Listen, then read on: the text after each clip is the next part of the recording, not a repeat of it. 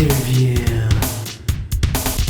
Thanks for joining us, Mr. O'Connor. Now, can you just recap really briefly what happened in there in regards to R18? Sure. Okay, well, we presented the guidelines to change the national classification scheme in Australia by including an R18 classification. 8 jurisdictions out of 9 agreed in principle to those changes. 1 abstained because they were not in a position to consider it, although you just heard the New South Wales Attorney General say that they're likely to embrace the change. This will lead to the first adult-based classification scheme for video games in this country, which I welcome. It's been 9 years on the agenda. We've managed to make a decision, and I applaud the efforts of Attorneys General, particularly those from Victoria and Western Australia who were so constructive in their efforts today. Now, what does the in-principle decision actually mean? Because from my understanding, it's impossible for the Commonwealth to introduce R18 without all the states. The in-principle agreement goes to ensuring they get endorsement of the amendments that were made today. I mean, there were a number of amendments that had to be agreed upon today, as always is the case with consultation. There are 11th hour discussions, but I'm very confident, given what was said by every Attorney General from those 8 jurisdictions that supported the proposition, that the cabinets of those respective jurisdictions will support the introduction. And can the federal government go ahead and introduce R18 for games even if New South Wales does not say yes to the amendment? Today we have agreed to the introduction of R18.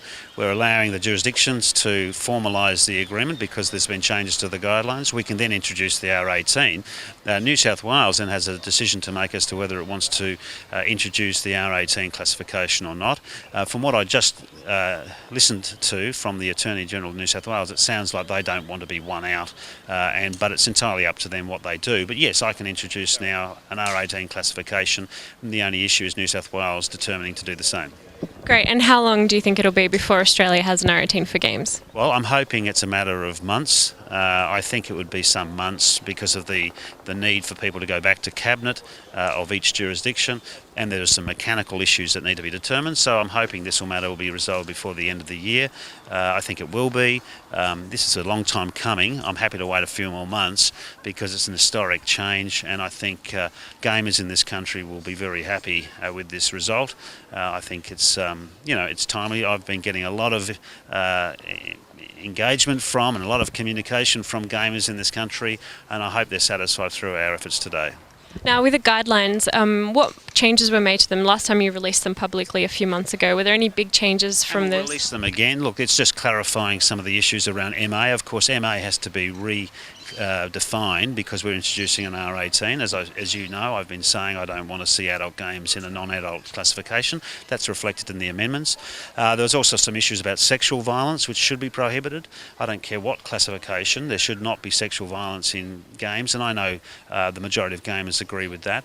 So I think we've got the amendments are acceptable to me, and I think they'll be acceptable to the majority of gamers. Now, if South Australia goes ahead and folds the MA15 plus category into R18, does that present a problem having each state having different kind of guidelines to R18 and MA15 plus games? Does that present I'd rather we had an entirely consistent classification, but I guess we'll have to wait and see how it applies in South Australia. I'm happy to say that I imagine that all other jurisdictions will support the classifications are. I do think there's an issue about removing an MA when you have MA for film, given the convergence of technology and entertainment, but that's something I think the South Australian government will have to consider. But I'm really pleased that the Attorney General of South Australia has supported the introduction of the R18 classification level. That to me was the most important thing today.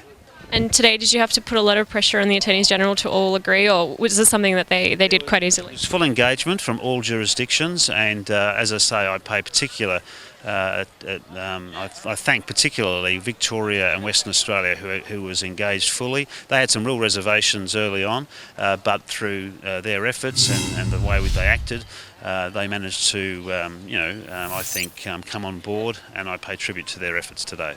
Great. So this is it then. We won't see R18 at SCAG being discussed again. I hope not. I certainly hope not. Hope? Okay. All right. Thank you very much for your time today, Mr. Not at all.